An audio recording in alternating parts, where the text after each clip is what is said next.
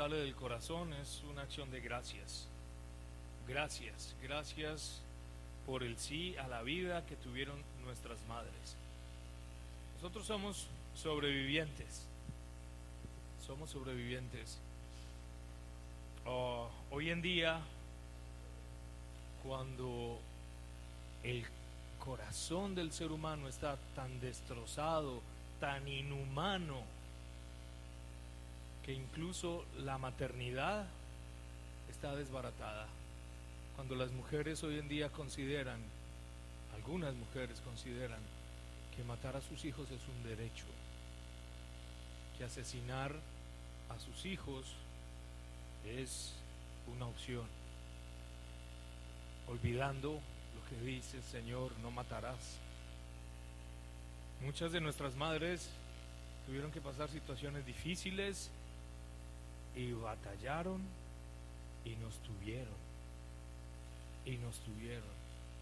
y sostuvieron nuestra vida y nos mantuvieron, a pesar de que muchas de ellas estuvieron en situaciones difíciles. A un ejemplo nomás, la Santísima Virgen María, al decirle sí al ángel, estaba arriesgando su vida. La muerte era el castigo para las prometidas que salían embarazadas antes de casarse. Y eso fue lo que le pasó a la Virgen, y sin embargo ella se mantuvo firme. El sí a la vida, gracias a nuestras madres que dijeron sí a la vida. Gracias porque la sostuvieron. ¿Con cuántos sacrificios? ¿Cuántos sacrificios? El otro día escuchaba de alguien que me decía: la mamá solita y sacó adelante 11 hijos. 11 hijos. Imagínense ustedes cuánto trabajo, cuántas privaciones, cuántas cosas hermosas. Tenemos mucho que agradecer a nuestras madres, muchísimo. Y por eso nosotros defendemos la vida, porque sabemos el valor que tiene, y defendemos la familia, porque sabemos el valor que tiene que los niños nazcan en una familia organizada y llena de amor. Miren qué bello es Dios cuando nos enseña a vivir la vida bien. ¿Sí? ¿Por qué? Porque al final eso queda gente feliz, gente llena de esperanza, gente llena de alegría. Y Él, que repara con amor todo lo dañado, por eso andamos en la vida llenos de esperanza.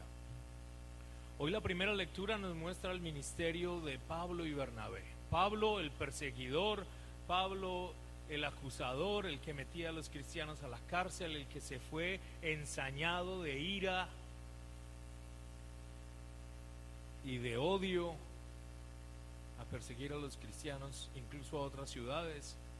Ahora aparece como el convertido. Aquel que tenía odio descubrió el amor. Aquel que no tenía esperanza, que estaba ciego por el rencor, descubre a Jesús y descubre un nuevo camino en su vida. Hoy nos muestra cómo el Espíritu Santo lo fue guiando a llevar el mensaje a todos. En griego es kataholos, y de ahí viene la palabra católico, que quiere decir a todo el universo, a todos. Por eso la iglesia es católica. Esa es una característica de la iglesia, que es universal.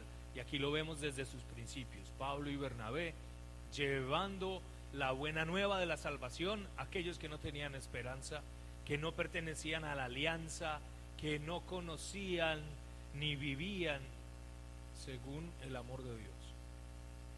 Y ellos llegan con la buena nueva. Por eso quiero resaltar de esta primera lectura esta afirmación que dice que los discípulos se quedaron llenos de alegría y del Espíritu Santo. Esa es la característica de una comunidad que está viviendo en el amor de Dios, llenos de alegría y del Espíritu Santo. Llenos de alegría. Eso es lo que trae Dios. Y eso es lo que uno nota. A mí, cuando me vienen con caras de tristes, de amargados, de adoloridos, de sufridos, a decirme: yo traigo la buena nueva. Hermanito, hermanita, ay, ay, ay. Esos que andan de mala vuelta, como si hubieran comido alacranes en la mañana, sí, diciendo que traigo la buena nueva. Pues yo no le creo. El signo claro de que el Señor está en el corazón es la alegría y estar lleno del Espíritu Santo. ¿Y eso qué significa? Tener fe. No exactamente tener todos los carismas. Uno no puede tener carismas y sin embargo estar llenito del Espíritu Santo, ¿sí? No hay necesidad de estar lleno de carismas para tener el Espíritu Santo. Entonces, la buena nueva llegó al mundo entero. Por eso nosotros estamos aquí. Porque hace siglos un misionero que recibió la palabra de otro y de otro hasta llegar a San Pablo, y antes hasta Jesús y los apóstoles, llegó hasta nosotros y nos anunció el mensaje de la salvación.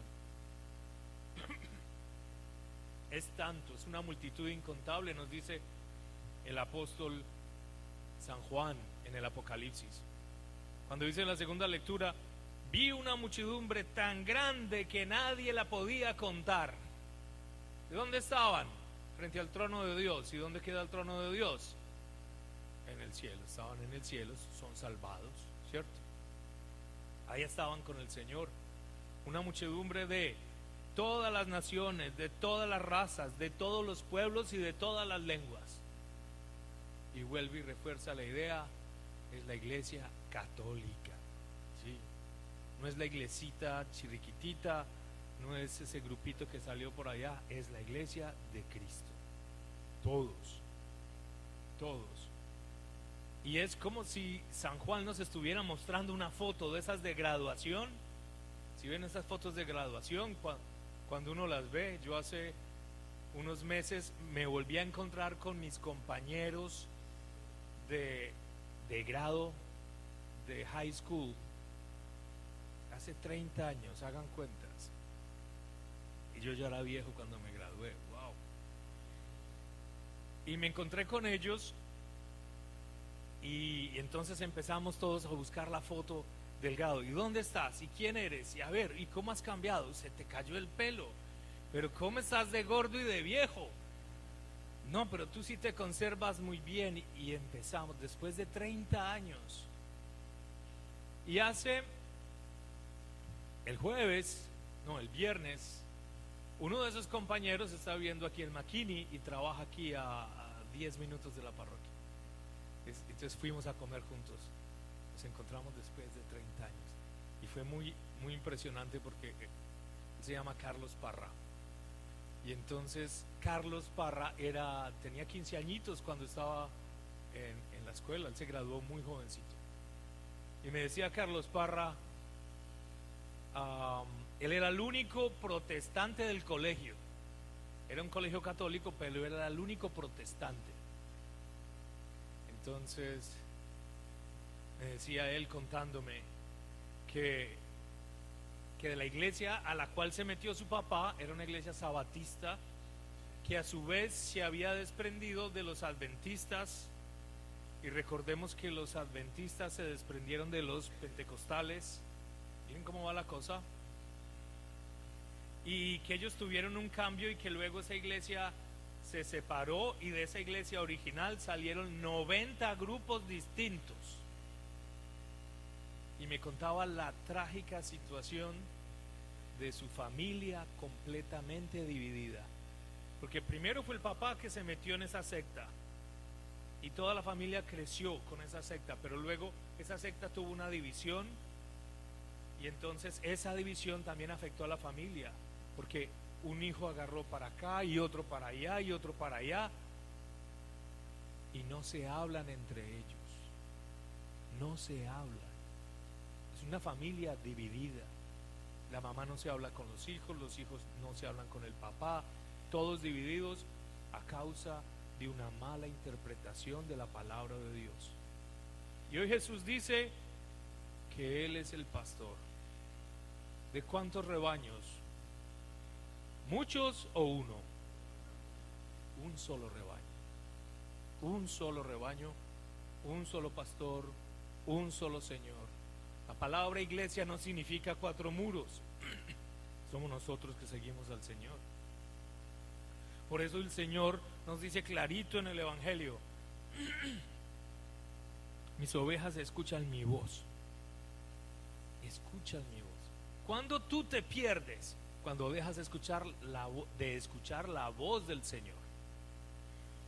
Acuérdense, nos dice la palabra, el demonio se viste de ángel de luz para engañar a los hijos de la luz. Al final de los tiempos vendrán muchos en mi nombre, no les crean. Vendrán diciendo, soy yo, o allí está, no vayan, dice el Señor con toda claridad.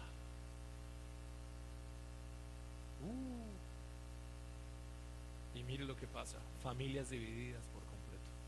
Como usted no sigue con nosotros, como usted no hace lo que nosotros, y cada quien, en cada grupito de esos, con la misma Biblia, todos enseñan cosas diferentes. Con la misma Biblia, todos enseñan cosas diferentes. A mí no me vengan a decir que eso es lo mismo que ser católico. No es lo mismo, porque enseñan la mentira. No es lo mismo, porque dividen familias. No es lo mismo, porque sacan a la gente de la verdad y del camino que es Jesucristo. Pongan mucho cuidado. Hay muchos engañadores hablando en el nombre de Jesús.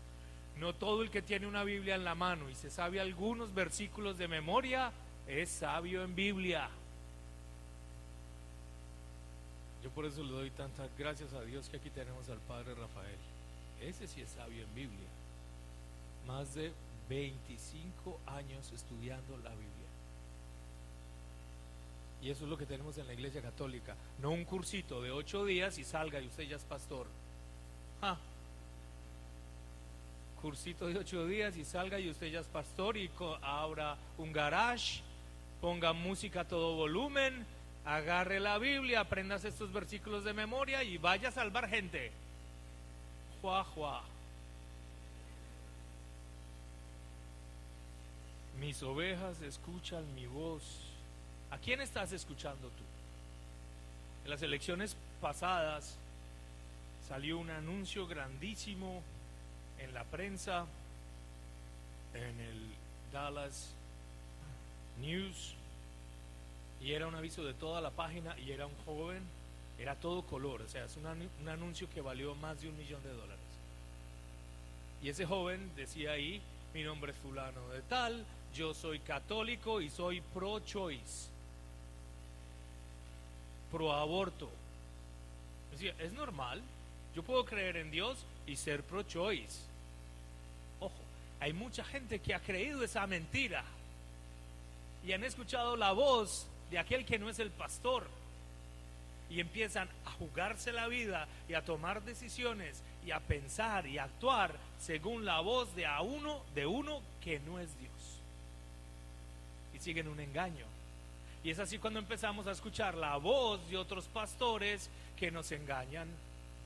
Oh, tú puedes creer en Dios, pero no tienes que confesarte. No. ¿Dónde en la Biblia dice que hay que confesarse? Sí, Juan, capítulo 20, ¿cierto? Ahí está. Y Santiago, capítulo 5, ahí está la confesión. Pero tú has escuchado la voz de otros pastores que te dijeron eso. Oh, yo creo en Dios, pero no, la Virgen y los santos no, padre. Ya no eres católico. ¿Por qué? Porque escuchaste otras voces y te dejaste meter ese engaño en el corazón. Sí. Oh, padre, yo creo en todo lo de la iglesia menos en el matrimonio. Yo por eso vivo en unión libre. Yo no necesito casarme. A mí no me vengan a decir eso. Estás escuchando la voz de otro pastor y te engañaron. Y estás viviendo no según la enseñanza de Dios, sino del demonio. Y no te vas a salvar si sigues así. Mis ovejas escuchan mi voz. ¿Cómo escuchamos la voz del Señor? La escuchamos en la palabra. Si no lees la palabra, no vas a saber qué es lo que el Señor te está enseñando. ¿Cómo escuchamos la voz del Señor? En las enseñanzas de la iglesia. El catecismo de la iglesia católica. ¿sí? ¿Cómo escuchamos la voz del Señor? En la oración. Es muy importante esto. ¿A quién estás escuchando? Oh, Padre, me gustaría tanto, pero es que yo no tengo tiempo.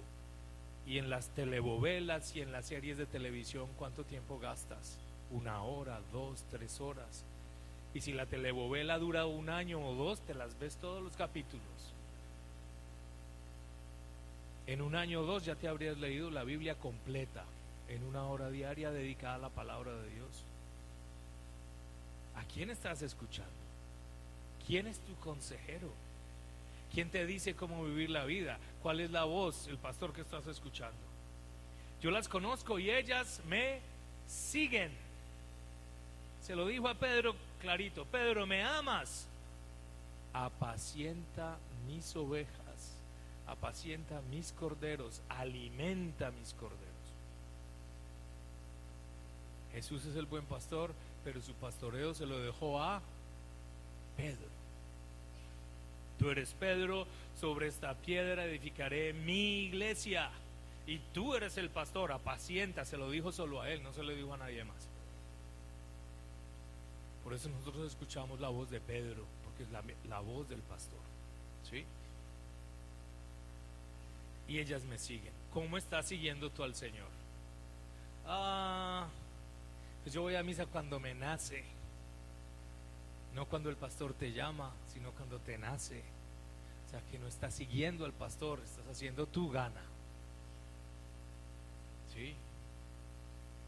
Y el Señor te convoca todos los días a recibir su cuerpo y su sangre. Él te da el alimento, Él te cuida, te protege, te sana, te sostiene. Él es el buen pastor.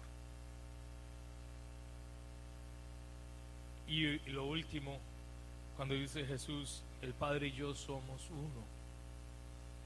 Eso está bien claro, ¿sí?